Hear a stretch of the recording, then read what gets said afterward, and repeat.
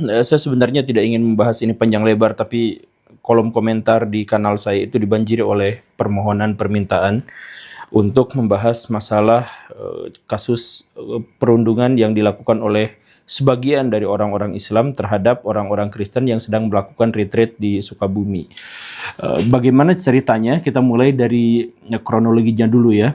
Jadi latar ceritanya itu adalah pada hari Jumat tanggal 27 Juni tahun 2025 ada sekelompok bapak-bapak yang tidak memiliki pekerjaan itu datang ke sebuah villa, menggeruduk, teriak-teriak, ingin supaya orang-orang yang ada di dalam villa itu keluar dan mempertanggungjawabkan kesalahan-kesalahannya. Apa sebenarnya kesalahan yang dilakukan oleh orang-orang yang melakukan retreat di dalam villa itu? Ya nggak ada. Mereka sebenarnya hanya orang-orang Kristen ya, dari berbagai kawasan, dari berbagai wilayah yang datang ke sana mengisi hari libur, ya retreat, dan pada waktu itu memang ya tentu saja ada kegiatan doanya, ada kegiatan apanya. Tapi kan itu sebenarnya ya liburan aja, dalam tanda kutip ya retreat aja gitu. Tapi masa itu didorong oleh segelintir pihak yang kita tidak ketahui sampai sekarang itu untuk melakukan pengrusakan dan marah-marah, intimidasi, persekusi terhadap orang-orang Kristen yang sedang melakukan retreat itu. Ini tentu saja menjadi sebuah tindakan kriminal, dan sekitar 3 hari kemudian tanggal 30 Juni tahun 2025 Pak KDM datang, Gubernur Jawa Barat langsung datang ke sana, dan ini sebenarnya memberikan titik cerah. Karena sebelumnya polisi itu maju mundur untuk menangani kasus yang semacam ini bahkan ketika sudah viral sekalipun. Tapi setelah Pak KDM datang, Pak KDM menjanjikan dan menjamin bahwa ini sudah masuk ranah pidana.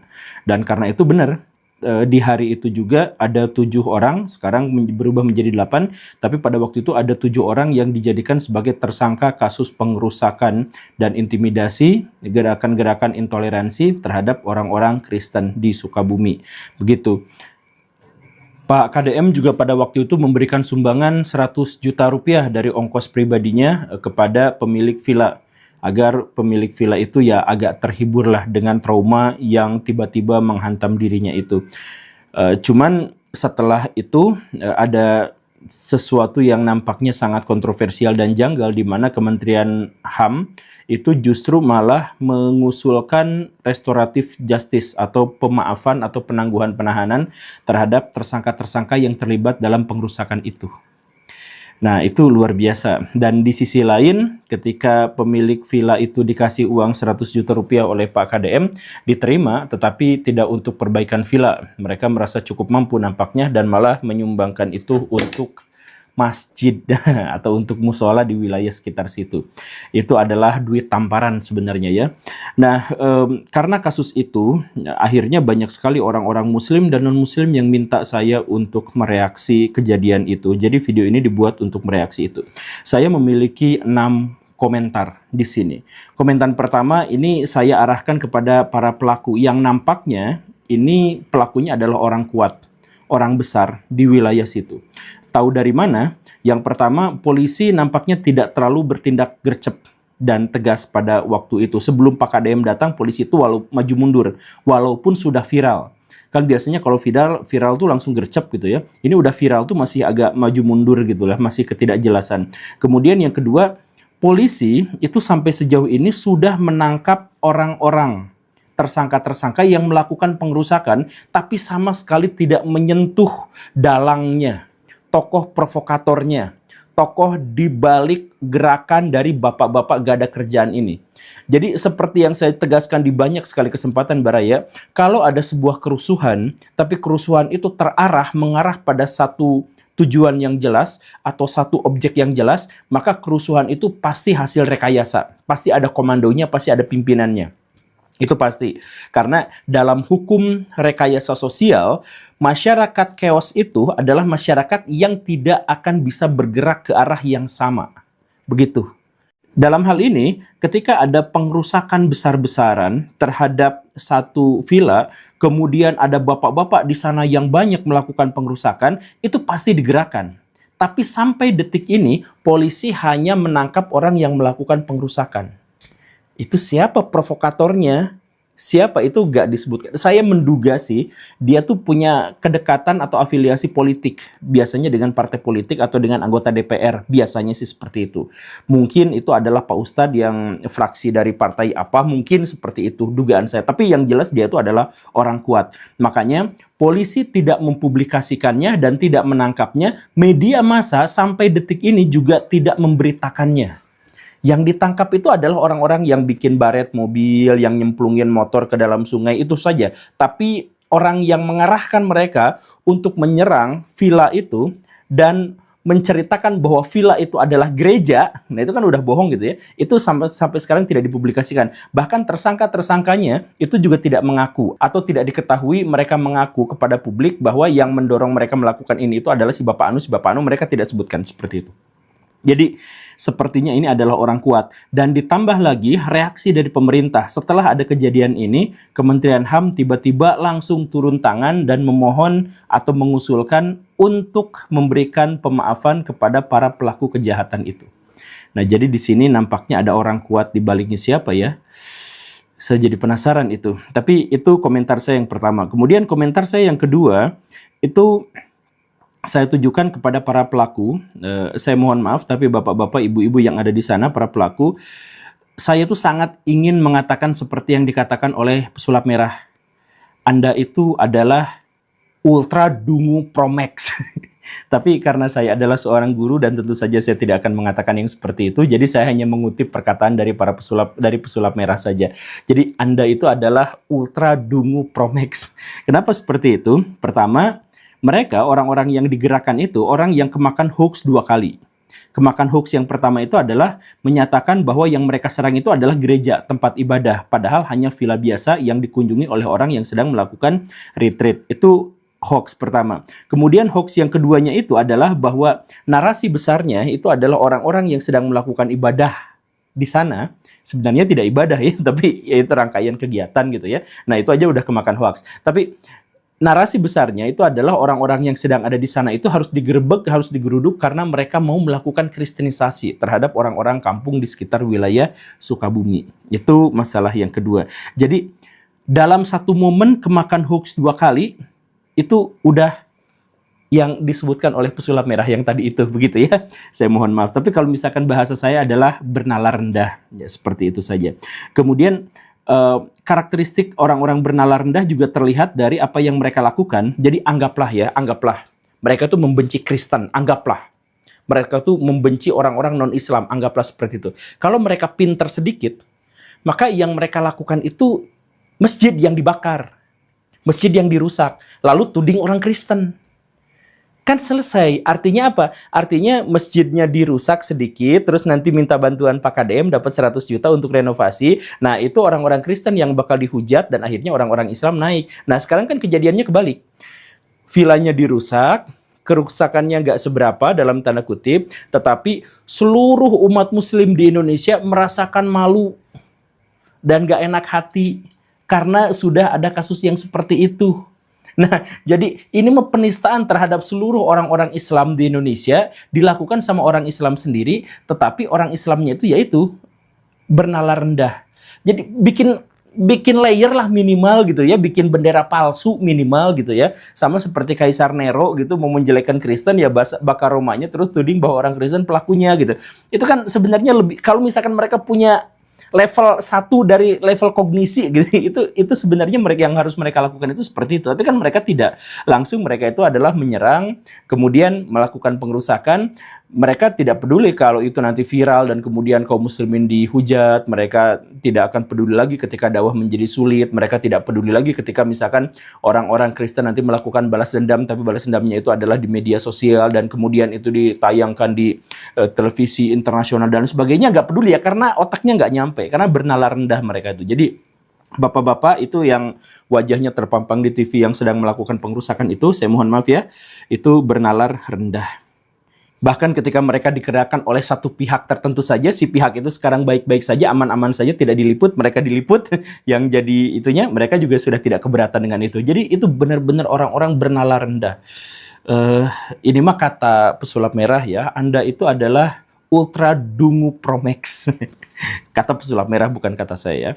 Itu komen yang kedua. Kemudian komen yang ketiga saya arahkan masih kepada mereka, tetapi bukan soal otaknya, tetapi soal hati dan imannya.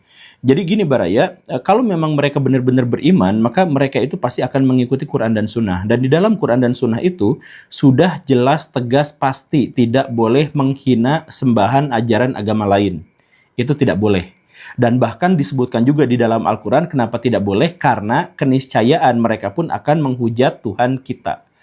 Begitu kan? Tapi mereka melakukannya. Ada salib dicabut gitu ya, terus dibanting ke tanah apa segala rupa, mungkin yang semacam itu mereka melakukannya. Jadi kalau mereka benar-benar beriman, maka mereka tidak akan melakukan hal yang seperti itu. Jadi tindakan mereka sebenarnya bukan wujud dari keimanan mereka, tapi wujud dari rendahnya nalar mereka.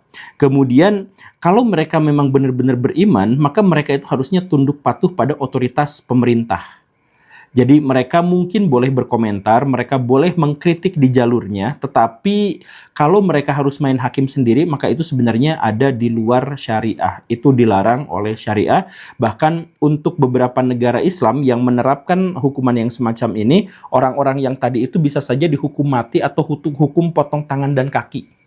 Karena sebelah-sebelah gitu. Kalau misalkan yang ekstrim gitu. Kenapa seperti itu? Ya karena tindakan melawan pemerintah atau melawan otoritas pemerintah itu benar-benar sangat berat hukumannya dalam ajaran agama Islam. Jadi kalau mereka benar-benar beriman dan berislam, mereka tidak akan melakukan hal yang semacam ini. Kemudian masalah berikutnya adalah mereka pada akhirnya akan merusak dakwah dan menghalang-halangi ulama-ulama untuk menyebarkan ajaran agama Islam. Jadi orang Islam di Indonesia zaman sekarang hanya untuk mengatakan bahwa Islam itu agama damai itu udah susah sekali. Karena tindakan dari mereka. Jadi mau Ustadz Basalamah ngomong, mau Ustadz Adi Hidayat ngomong, mau Ustadz Abdul Somad ngomong dan sebagainya, itu mereka tuh dakwahnya nggak akan jauh dari batas urusan-urusan ibadah gitu. Kalau misalkan urusan ayo berbuat baik, ayo Islam itu indah dan sebagainya, mereka akan sangat kesulitan karena kata-kata mereka hanya mengatakan berkata-kata tapi dibantah oleh kenyataan, oleh tindakan bahwa Islam itu radikal, Islam itu kasar, begini dan begitu, intoleransi dan sebagainya. Kan begitu. Jadi dakwah Islam akhirnya menjadi sangat sulit untuk kita lakukan. Kemudian masalah berikutnya, kalau mereka memang benar-benar beriman, maka mereka itu pasti harus menjalankan syariat Islam. Dalam syariat Islam, kaum muslimin itu tidak boleh menyerang orang-orang non-muslim yang tidak menyerang kita. B aja. Bahkan boleh untuk saling berinteraksi, bahkan boleh saling bekerja sama pada hal-hal yang menjadi kemaslahatan bersama. Kan begitu. Nah, ini malah gak ada angin, gak ada hujan, tiba-tiba diserang. Ini pelanggaran besar. Kan kata Nabi, untuk orang-orang yang suka menyerang orang-orang non-muslim yang tidak melakukan perlawanan pada muslim, itu sebenarnya adalah orang-orang yang tidak akan pernah bertemu dengan Nabi di akhirat nanti. Itu jauh sekali. Jadi mereka mau udah bernalar rendah, tidak beriman juga, atau imannya sangat-sangat lemah. Mereka hanya beriman pada provokator-provokator yang menjadi perusuh dalam hal ini. Itu komen saya yang ketiga. Komen saya yang keempat itu saya arahkan untuk Pak KDM, Bapak Aing. Ya, saya sebenarnya termasuk orang yang sangat-sangat senang dengan kepemimpinan beliau, Pak KDM, di Jawa Barat, karena gercep gitu ya, dan langsung datang ke lokasi gitu ya, nggak cuma di kantor nelpon, nggak kayak gitu, tapi memang orangnya kesana kesini gitu ya, langsung meninjau rakyatnya dengan sebaik-baiknya. Saya sebenarnya setuju dengan itu, tetapi saya mohon Pak KDM, saya kritik dalam hal ini, jangan membiasakan diri untuk ngasih duit pribadi kepada korban kerusuhan atau kepada orang yang dalam hal ini menjadi korban intimidasi. Please, jangankan kemarin itu Pak KDM ngasih uang 100 juta dari kantongnya sendiri. Itu saya harap jangan seperti itu. Karena apa? Karena kerukunan antar umat beragama itu tanggung jawab dari negara. Kemudian hak untuk beribadah, hak untuk beragama itu dijamin oleh negara. Jadi kalau negara gagal untuk melindungi orang-orang beribadah, maka itu adalah tanggungan negara. Maka yang harus ngasih duit 100 juta itu dalam tanda kutip, itu seharusnya adalah negara, bukan individu. Kalau misalkan Pak KDM mau ngasih 100 juta, kasihlah itu dari uang provinsi, bukan uang pribadi. Karena di sini masalah duit tuh masalah yang bermasalah Baraya. Jadi maksudnya gini, kalau misalkan KDM ngambil 100 juta untuk uang pribadinya, itu disebut korupsi kan. Tapi bagaimana kalau sebaliknya? Dia ngasih ke orang lain dari uang pribadinya, tapi itu bawa jabatan. Nah, ini kan sebenarnya juga riskan ya dalam hal ini. Ini bisa aja disebut sebagai pencitraan, ini bisa aja disebut sebagai politik uang untuk masa depan gitu ya, tabungan untuk menggait simpati dan sebagainya. Saya sih dalam hal ini kurang setuju dengan itu. Jadi biarkan uang yang dipakai itu adalah uang negara. Nah, nanti negara berkewajiban untuk menghukum para pelaku sambil memaksa mereka untuk bayar ganti rugi. Jadi negara dulu yang bayar, kemudian negara itu melalui pemerintah itu tarik duit dari orang-orang yang bapak-bapak miskin yang tadi itu, yang nggak ada kerjaan. Nah itu bapak-bapak itu ambilin, kan 8 orang katanya tersangkanya ya. Nah itu 100 juta bagi aja 8 buat mereka gitu. Jadi 12 juta ewang katakanlah. Nah itu komen saya tanpa mengurangi rasa hormat saya kepada Pak KDM. Kemudian komen saya yang kelima ini terhadap MUI. Nah MUI itu dari dulu sampai sekarang mereka itu tidak pernah minta maaf. Sepanjang sejarah mereka hanya pernah minta maaf sekali kepada Presiden Jokowi. Itu saja. Gak pernah kepada yang lain. Bahkan mereka itu cenderung untuk menuntut orang lain minta maaf. Ke Raffi Ahmad pernah menuntut minta maaf. Ke Ahmad Dhani pernah menuntut minta maaf. Ke sana sini nyerang. Kemudian misalkan ada bismillah makan babi, mereka langsung laporkan. Ada orang yang bikin simulasi AI di neraka, mereka langsung. Tapi terhadap masalah-masalah penistaan terhadap agama Islam, mereka tuh bungkam sama sekali. Dalam hal ini mereka ngomong, tapi juga tidak minta maaf. Mereka hanya bilang masyarakat hendaknya jangan terprovokasi sama hal-hal yang seperti itu. Segitu doang. Padahal apa? MUI itu salah satu tugas dan tanggung jawab mereka itu adalah membimbing masyarakat muslim untuk menciptakan perdamaian sesuai dengan Pancasila. Itu tujuan mereka. Ada dalam ADART mereka. Jadi ketika ada masyarakat muslim yang melakukan kesalahan, maka mereka bertanggung jawab atas hal itu. Jadi, kalau mereka sudah kadung melakukan kerusuhan, ya MUI minta maaf. Maaf karena kami gagal untuk membimbing masyarakat yang ada di sini. Harusnya begitu. Tetapi MUI tidak pernah minta maaf. Mereka ya ngeluarin komentar, tapi komentarnya sama sekali tidak ada kaitannya dengan permohonan maaf. Ini menunjukkan kesombongan yang luar biasa dalam hati-hati mereka gitu. Ya mungkin seperti itu kan, saya tidak bisa memiliki alat mengidentifikasi orang itu isinya hatinya sombong atau enggak, cuman terindikasi seperti itu. Coba misalkan Baraya lihat ya, ini beberapa kasus yang terjadi pada MUI. November tahun 2021, anggota MUI itu namanya Ahmad Zain An-Najah itu ketahuan jadi teroris. Ketahuan extraordinary crime, terorisme. Tapi apa yang dikatakan oleh MUI, mereka mengeluarkan 8 pernyataan, diantaranya adalah masyarakat tolong jangan terprovokasi sama orang-orang yang nanti akan ngejelek-jelekin MUI, tahan diri, sabar, itu poin ke-8 kalau nggak salah. Kemudian mereka juga cuci tangan, bahwa apa yang dilakukan oleh Pak Ahmad ini, walaupun dia anggota MUI, tapi melakukannya sebagai pribadi. Jadi jangan kaitkan dengan MUI. Itu pernyataan-pernyataan dia. Jadi bahkan ketika mereka memiliki anggota-anggota yang melakukan tindakan paling jahat sekalipun, mereka tuh gak pernah minta maaf. Itu kan jahat, extraordinary crime. Anggotanya melakukan itu, tapi dia gak minta maaf, malah cuci tangan. Atau misalkan kasus yang lain, Desember tahun 2016, bendahara MUI, namanya Fahmi Darmawansyah. Beliau itu korupsi sekian ratus miliar rupiah. MUI juga tidak minta maaf. Cuman bilang nanti kami akan klarifikasi sama orangnya. Dan ujung-ujungnya ya kasus itu adalah kasus yang dilakukan oleh pribadi yang tidak ada hubungannya dengan MUI. Itu saja. Atau misalkan kasus COVID. Waktu COVID itu awal menyerang, mereka MUI itu kan termasuk yang ribut. Ini vaksinnya halal atau haram dan sebagainya. Padahal pada waktu itu negara sedang genting-gentingnya malah ngeluarin fatwa. Yang akhirnya masyarakatnya bingung, pemerintahnya juga jadi bingung pada waktu itu. Ini gimana? Ini yang kita sebarkan kok jadi haram tiba-tiba dan sebagainya gitu ya. Saya kurang jelas pada waktu itu keributannya, tetapi intinya adalah di situ MUI sempat sedikit melakukan kebingungan-kebingungan terkait dengan fatwa-fatwa mereka itu soal vaksin ini haram, halal dan sebagainya, dan itu cukup meresahkan masyarakat. Itu juga MUI tidak minta maaf. Jadi sekali lagi mereka melakukan begitu banyak kejahatan atau anggota-anggota mereka melakukan banyak kejahatan, tapi MUI secara lembaga tidak pernah melakukan minta maaf kepada siapapun. Yaitu satu-satunya permohonan maaf mereka itu adalah hanya kepada Pak Jokowi saja. Dan itu pun Pak Jokowi minta maaf, lalu mereka balik minta maaf, saya juga minta maaf. Ya kayak gitu saja. Sisanya tidak. Jadi Baraya pikirkan kalau misalkan ada satu pihak yang banyak sekali melakukan kejahatan, dan sebenarnya wajar kalau misalkan melakukan kejahatan ya. Kalau misalkan ada satu pihak yang anggota-anggotanya atau diri mereka sering melakukan kejahatan tapi tidak minta maaf, satu-satunya alasan adalah mereka itu sangat-sangat sombong. Dan kesombongan itu adalah karakteristik dari setan. Bagaimana ceritanya sebuah lembaga keagamaan itu karakteristiknya penuh kesombongan seperti itu, saya tidak tahu. Tapi saya sih menduga Baraya meninggal duluan daripada mendengar berita bahwa MUI akan minta maaf kepada pihak lain, bahkan ketika mereka melakukan kesalahan. Dan komen saya yang terakhir, itu saya tujukan untuk korban. Saya tidak akan mengatakan bahwa saya juga turut prihatin dan lain-lain, memotivasi mereka berlebihan, ya enggak juga, karena saya tidak mengalami itu.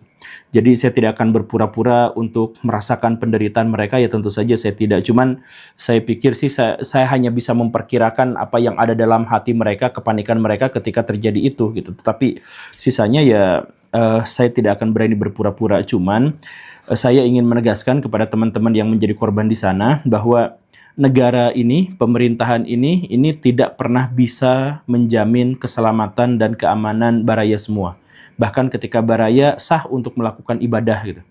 Ya, bayangin aja Baraya itu kan sebenarnya gini ya, ceritanya ini untuk orang-orang Kristen ya, khususnya untuk orang-orang Katolik atau yang semacam itu gitu ya.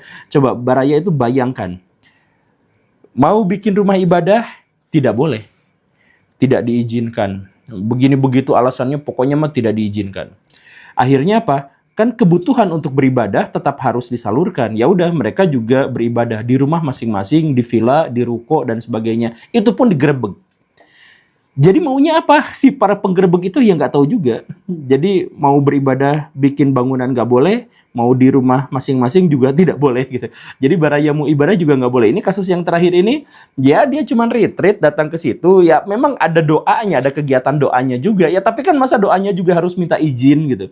Di Indonesia itu kalau misalkan non-muslim, kalau mau beribadah tuh harus minta izin. Kalau mau berdoa tuh harus minta izin dulu. Dan kadang-kadang izinnya juga tidak dikasih gitu.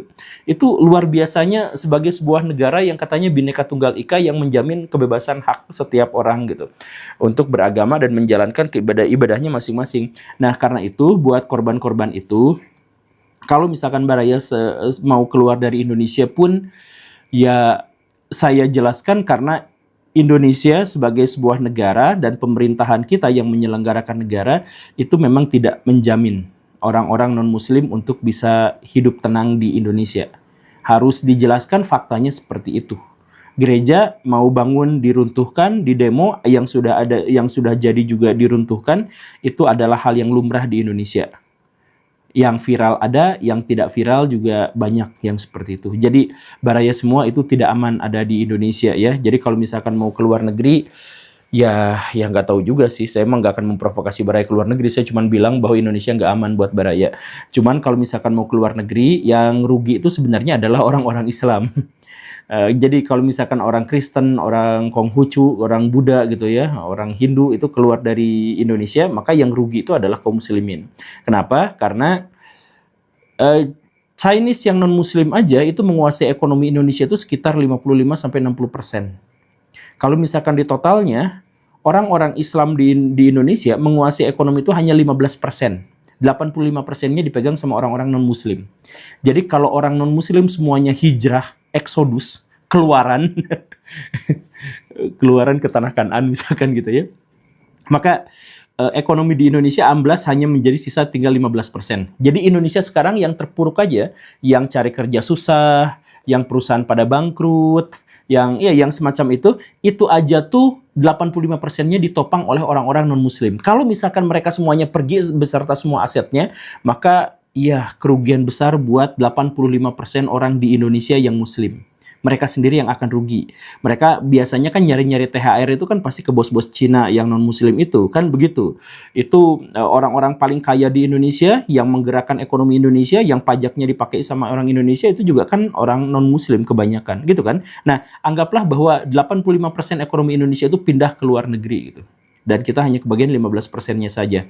Paling-paling yang dilakukan oleh kaum muslimin, oleh bapak-bapak Sukabumi itu, maka di minggu pertama mereka akan demo. Kami tidak butuh Kristen karena rezeki kami itu ditanggung oleh Allah Subhanahu wa taala, Allahu Akbar dan sebagainya. Tapi sebulan kemudian setelah itu mereka akan mengatakan, susah amat ya hidup kayak gini, sambil ngerokok di pos ronda.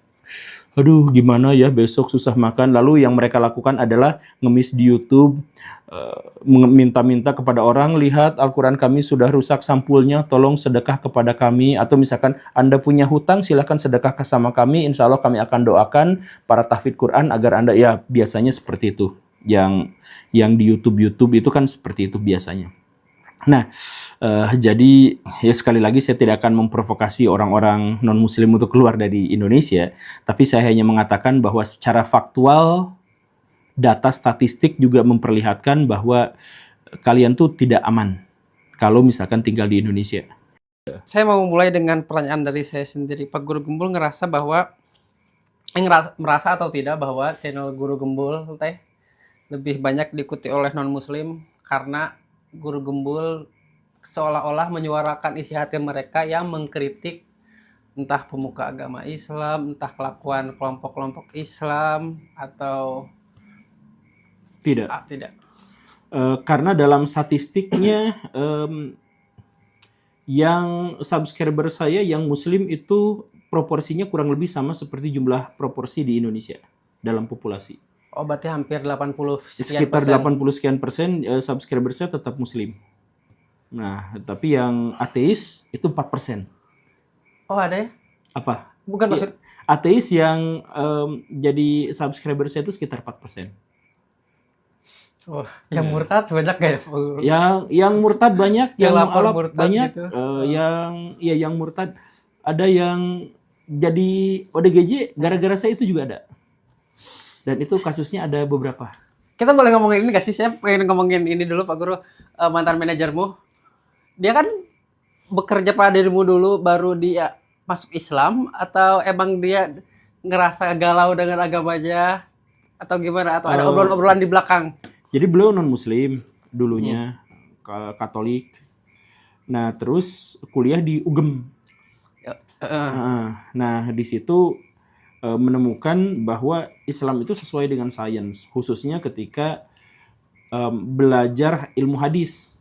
Jadi metodologi verifikasinya tuh ketat sekali, mirip sekali metodologi ilmiah. Kan dia tuh berpikirnya tuh sangat ilmiah, gitu, sangat kritis.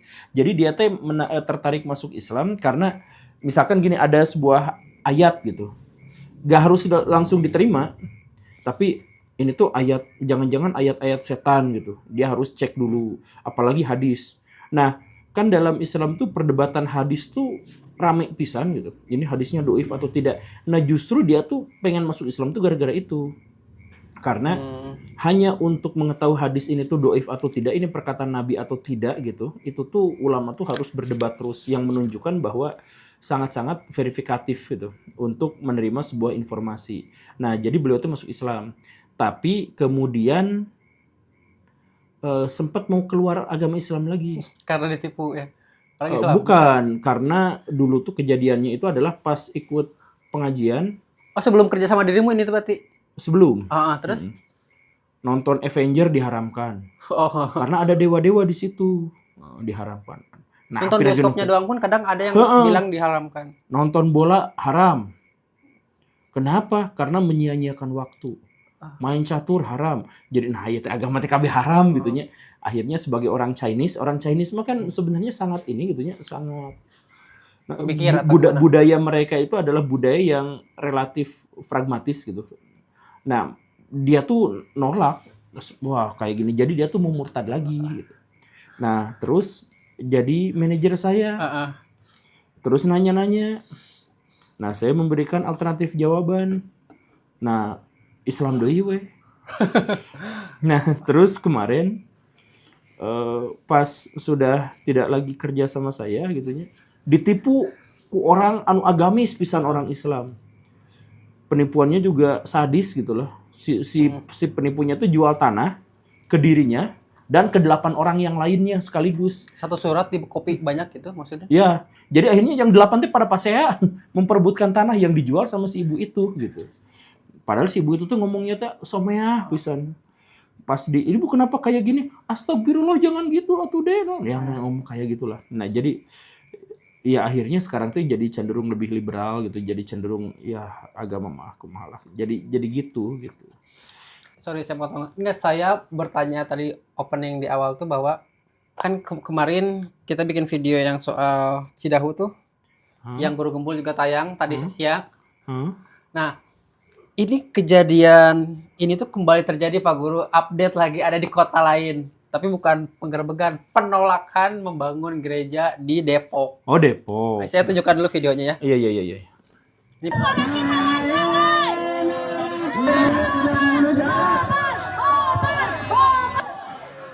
Kabut yang kabut. Tujuh tidak sesuai agama. Saya ganti lagi. Cabut.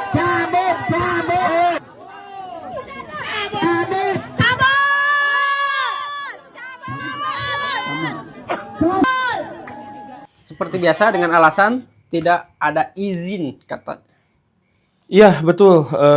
Itu orang-orang yang demo tuh kayaknya bernalar rendah sekali ya.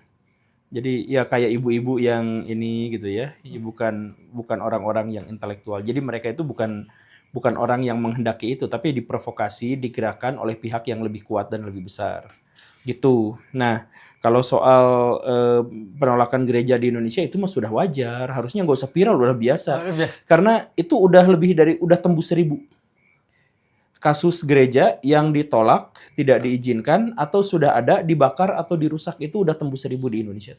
Ini yang sialnya tuh dia tuh menutupi di beberapa tempat yang toleransi juga tinggi, kayak di Papua, kan ada video yang saling membantu, tapi karena satu... Iya, betul. Nah, kasus yang Depok ini, itu kayaknya memang digerakkan sama pihak yang sama seperti yang di Cidahu. Karena ininya juga sama, modusnya sama. Jadi, kayak yang di Sukabumi, di Cidahu itu, ada yang janggal nggak? Polisi menangkap 7 orang, kemudian 8 orang pelaku pengerusakan. Tapi hanya pelaku pengerusakan hanya bapak-bapak, ibu-ibu yang kayak tadi demo aja.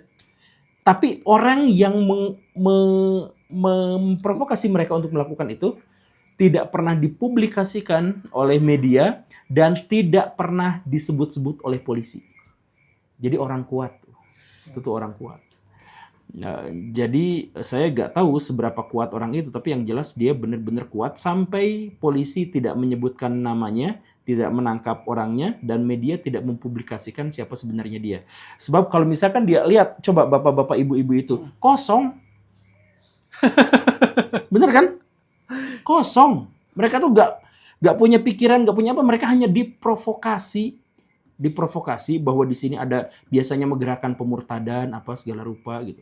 Nah, makanya kalau misalkan kasus yang kayak gini, kenapa gereja tidak boleh dibangun? Karena tidak mendapatkan izin. Ya karena mereka tidak mengizinkan. Ya kan mereka tidak mengizinkan. Itu yang pertama gitu. Kemudian akhirnya orang-orang Kristen itu kalau tidak boleh ibadah, ya bayangkan kalau dirimu tidak boleh ibadah gitunya. Ya di rumah gitu. Ya di rumah. Nah, di rumahnya juga digerebek karena rumah bukan tempat ibadah gitu. Jadi maunya apa itu? Orang-orang yang ngegerebek itu. Ya sebenarnya mereka nggak punya tujuan. Satu-satunya tujuan itu adalah agar di Indonesia semuanya muslim gitu. Nah, tapi kalau misalkan di Indonesia semuanya muslim itu kan bahaya, sama seperti yang saya sebutkan juga di Guru Gembul. Tapi yang di Pak Guru udah tahu bahwa yang di Cidahu tuh dia panggil polisi, dia tetapkan tersangka tapi dilepas pada akhirnya. Ya itu kan memang ada orang kuat di belakangnya. Tapi sebelum itu juga ada ini Pak Guru, ada deklarasi bahwa kami menolak untuk diproses hukum yang apa? Ini videonya nih. Yang Cidahu? Oh gitu. Ada videonya nih. Tidak akan terulang kembali kejadian insiden tersebut.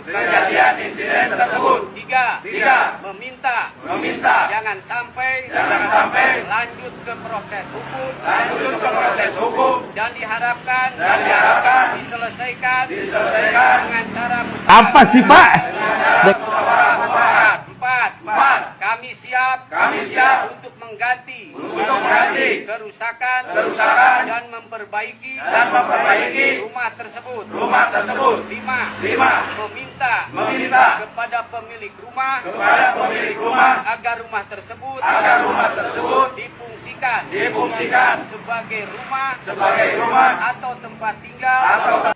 Nanti kalau deklarasi itu memang disetujui gitu ya, nanti koruptor melakukan hal yang sama. Kami nolak untuk diproses hukum gitu ya, atau misalkan nanti pencuri, kami menolak diproses hukum. Ya itu kan intoleransi, jelas itu bertentangan dengan pelajaran PMP.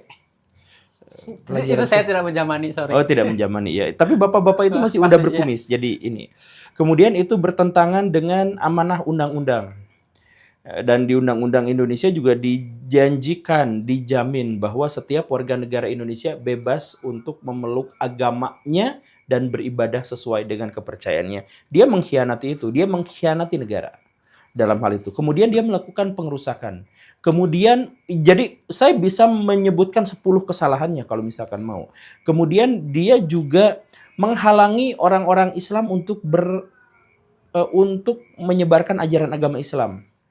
Jadi sekarang orang Islam susah untuk menyebut, wahai orang-orang non-Muslim, masuklah ke dalam Islam karena Islam adalah agama damai. Udah nggak bisa, udah nggak akan bisa karena sama mereka penjahat-penjahat itu mereka melakukannya gitu. Jadi mereka melakukan penistaan terhadap agama dan penistaan terhadap Undang-Undang Dasar Indonesia, dan mereka masih berani ngomong mendeklarasikan untuk mohon jangan diproses dan lakukan secara musyawarah. Kenapa mereka tidak bermusyawarah sebelumnya? Sebelum menggerebek, datang ke situ, Pak kita mau musyawarah, kita mau nanya apakah di sini gereja? Ada. Kan mereka tidak. Setelah ini baru mereka menuntut untuk musyawarah mufakat. Dan kalau misalkan kita langsung tanya langsung ke orang yang dalam tanda kutip menggerebek kemarin, Pak Guru, di video KDM ada yang bertanya kenapa kalian sampai bahas yang retret, kenapa sampai ngeganggu di rumah? Karena kami terganggu dari suara dari jam 4 pagi. Ada yang merasa, Bapak merasa keganggu nggak? Kalau saya agak jauh di sana. Agak jauh. Kalau Ya. waktu itu Pak Wedi, Pak Yongki ya, kedengaran suara apa ya Bu? Suara sound system itu waktu subuh itu kan, jam 4 itu ke Pak Wedi itu. Tapi udah konfirmasi secara baik-baik. Udah gitu. Jadi Waktu itu ya. ada yang merasa terganggu. Ya kan? Mungkin Apa sih jam 4 subuh sound system apa? kurang tahu sih itu Pak. Waktu Apa tuh Pak? Oh iya nyanyi-nyanyi gitu. Oh nyanyi-nyanyi di sini jam 4. Oh doa subuh. Tapi kalau naruh mobilnya itu kan banyak. Kemarin itu sampai 17 mobil ya. 17 mobil ya. Karena nggak masalah. Ya. Kan saya harus menggali apa yang sebenarnya terjadi, objektif, ya kan? Nah itu orang-orang Kristen dari jam 3 pagi dihudangkan kudu selawatan. Waduh. Ya, jadi udahlah itu kosong, si bapak-bapak itu, si pelaku-pelaku itu kosong. Coba kalau misalkan ditanya mereka misalkan gitunya, sebutkan jumlah ayat dalam surat Al-Baqarah, mereka juga nggak akan bisa, nggak hafal, sok. Kosong mereka tuh korban diprovokasi. Tapi kalau yang di Depok agak mending lah Pak Guru, karena lurahnya nyuruh bubar kalian daripada ditangkap. Ya, saya mohon Bapak ini saudara-saudara anak-anak saya semua, gitu jangan ada yang nanti kalau ketangkap saya juga ntar. Ya, jangan merusak ya. Itu aja. Yang penting kita nggak mau ada aktivitas. Saya mohon Bapak Ibu bubar ya, kembali ke rumah masing-masing. Nanti tunggu saya kerja dulu. Ya, Pak. Enggak. Tetap mereka tuh kosong. Yang demo itu kosong. Jadi itu jadi apa sih itu acaranya sih itu teh? Yang cewek-cewek kosong. Oh itu bocah kosong. Nah, Iya bocah kosong. Coba itu diganti sama si bapak-bapak itu, tolong. Tapi gini gak sih Pak Guru, kan umat Islam teh dia sangat nurut ke ulamanya. Nurut nih. Bisa nggak sih kasih cap haram untuk mengganggu agama orang lain, ibadah orang lain sama MUI jedar, nggak mengharamkan untuk mengganggu ibadah orang lain? Enggak. Bisa nggak sih MUI gitu? Tidak. Karena MUI sendiri cacat. Jadi MUI itu, nah ini juga di video saya tuh dijelaskan, MUI itu adalah ormas yang sepanjang sejarah tidak pernah minta maaf kepada umat Islam terhadap Indonesia, bahkan ketika dia melakukan extraordinary crime. Mereka cuma minta maaf sekali ke Pak Jokowi. Dalam kasus apa? Pak Jokowi minta maaf ke MUI, mereka balik ke saya juga minta maaf. Kayak gitu. Itu bahkan presiden pun harus minta maaf duluan, baru mereka balik minta maaf. Dulu kasus Nggak tahu Jokowi, kasusnya, saya juga nggak tahu kasusnya yang semacam apa. Tapi itu cuma basa-basi aja gitu. Cuman intinya gini, tahun 2021 mereka pernah anggotanya itu jadi teroris, ketangkep sama Densus. Mereka tidak minta maaf. MUI mengeluarkan 8 pernyataan, gak ada satupun yang minta maaf.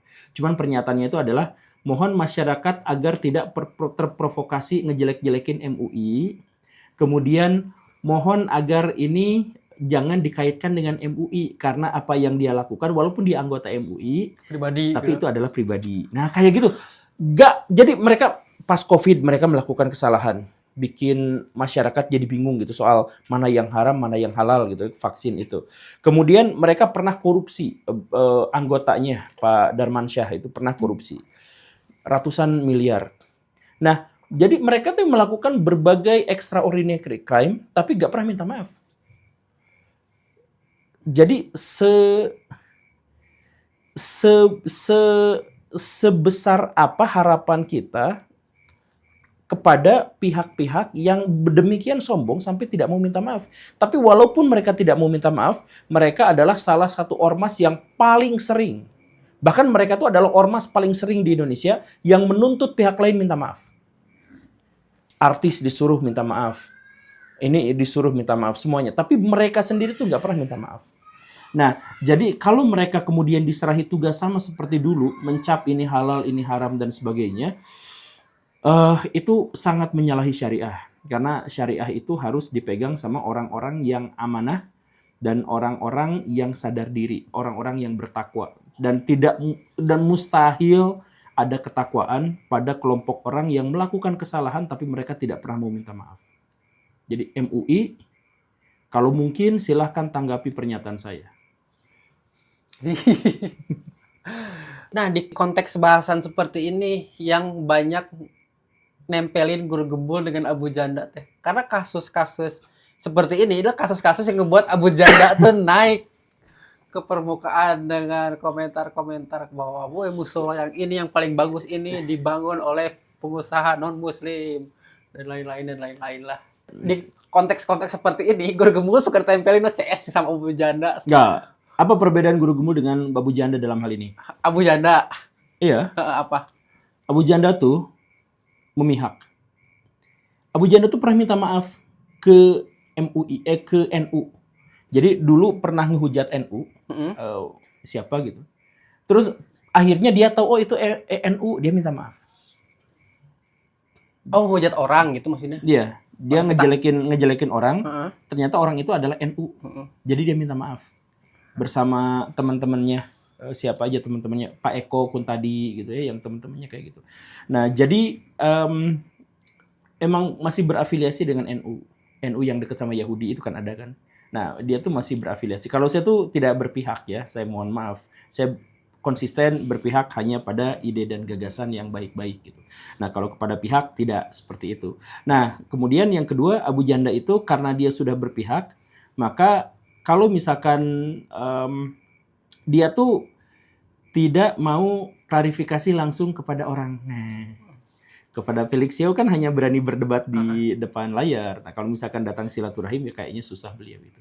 Tapi ya ya semoga kita ada waktu. Udah dijadwalkan sebenarnya ketemuan sama Abu Janda itu ya. Pak Abu Janda tuh sangat baik, Pak Guru di DM merespon, oh iya Kang Guru salam, nanti kita bertemu. Ya baik. Iya, terus beliau ngasih nomor, saya chat dia nggak aktif nomor. Iya nggak aktif. Nggak, sebenarnya secara pribadi tuh setiap orang tuh baik kalau misalkan ketemu tuh gitu. Jarang misalkan kita musuhan pas ketemu teh langsung ngobaliur gitu. Jarang, ya tetap aja. Dan itu juga makanya sekali lagi kita tuh harus memisah antara orang sebagai pribadi dengan orang yang menghasilkan gagasan. Jadi misalkan sering saya katakan saya kepada Pak Jokowi itu respect, kepada Pak Prabowo itu respect sebagai pribadi. Dan sebagai pribadi saya tuh hanya menyebut bahwa mereka itu adalah makhluk Tuhan yang tentu saja memiliki keistimewaan sebagai makhluk Tuhan. Tapi kalau misalkan yang saya kritik itu adalah kebijakan-kebijakannya. Nah, jadi kita tuh harus dengan tegas memisahkan mana pribadi orang dengan mana tindakan-tindakannya. Jadi kita tuh bisa aja sangat mengapresiasi Pak Abu Janda. Tapi kita juga bisa aja menentang Pak Abu Janda. Tapi itu pada ranah ide gagasan, bukan pada urusan pribadi. Kalau pribadinya mah ya baik. Bahkan Pak Rocky juga anu ngagogoreng Pak Jokowi habis-habisan, ya pernah juga mengatakan Pak Jokowi itu pribadinya baik gitu, tapi kebijakannya ngawur. Nah, misalkan kan gitu. Ya kita tuh harus tetap berprinsip pada hal-hal yang semacam itu gitu. Kalau ini Pak Guru, saya bentar, saya sambil searching dulu. Ini konteksnya ngebedain pihak dan kelakuan, atau dalam tanda kutip apa namanya, pihak atau Pak Guru tidak berpihak pada pihak, tapi berpihak Esensi pada, dan eksistensi gitulah. nah ini ada sebuah kejadian, tapi ini kejadiannya 2 minggu yang lalu, tapi saya diingetin dengan bahasan tadi. Siapa sih Habib yang suka marah-marah teh? Habib Bahar. Rizik. Habib Bahar. Bentar. Habib Bahar, Pak Guru, adiknya tuh jadi korban pelecehan. Oh iya iya itu iya, kan betul. itu kan bahasan personal. Bahasan personal.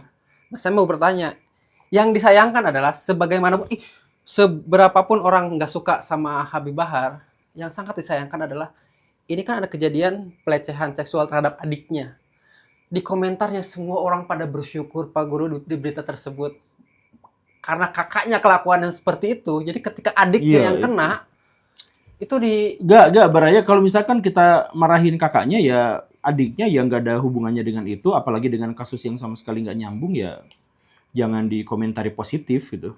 Jangan dikomentari negatif. Ya, jangan dikomentari positif gitu. Jadi anu kasus itu kan jelek, sama kita malah dikomentari positif, syukurlah, baguslah, ya jangan kayak gitu juga gitu. Nah, tapi kan itu karma itu urusan Tuhan. Membalas itu urusan Tuhan, kita tuh nggak tahu. Jadi apakah itu sebenarnya adalah karma dari kakaknya yang salah sasaran gitu ya, sih gak santet salah sasaran gitu. Apa ya, jangan juga kayak gitu. Ya saya juga ngelihat itu malah dibully gitu ya di kolom komentar tuh. Itu katanya punya karomah, tidak bisa melindungi adiknya ya dan lain sebagainya. Ya, kriminal mah tetap kriminal, Baraya. Yang kita hujat itu adalah pelaku kekerasan seksualnya yang dilakukan, bukan malah hal-hal yang ini gitu.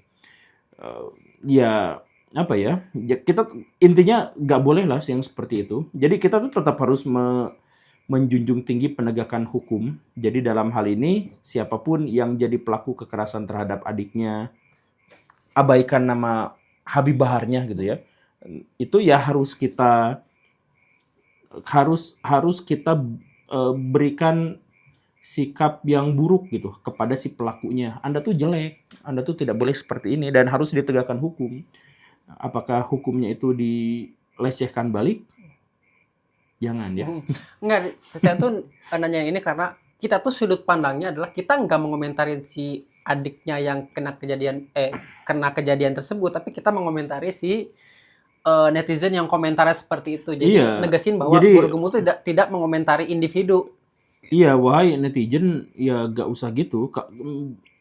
Jadi moral itu kalau dalam Bhagavad Gita, waduh, bukan kitab Islam ya, tapi gak apa-apa. Tapi moral itu, kata Bhagavad Gita, kata Sri Krishna, itu didasarkan kepada empati. Jadi didasarkan pada, kalau kamu disakiti itu gak mau, maka jangan nyakiti orang. Kalau kamu tahu bahwa digecek itu menderita, jangan ngegecek orang gitu. Nah, dasar dari moral itu gitu. Jadi kalau misalkan Baraya tidak mau dilecehkan, misalkan nanti satu kali Baraya lagi jalan-jalan kemudian dilecehkan sama homo misalkan. Misalkan. Ya kan Baraya nggak mau. Nah kalau begitu maka terhadap orang lain pun Baraya jangan melakukannya atau jangan mendukung orang lain melakukan itu kepada pihak lain gitu. Jadi empati, rasakan penderitaan orang lain. Walaupun kata Pain Akatsuki, nah ini sekarang kitabnya beda lagi ya. beda lagi. Kata Pain Akatsuki, kita tuh tidak bisa berempati kecuali benar-benar merasakan penderitaan yang sama seperti itu. Makanya dia langsung harus. Shinra Tensei. Oke, mungkin untuk hari ini segitu aja Pak Guru.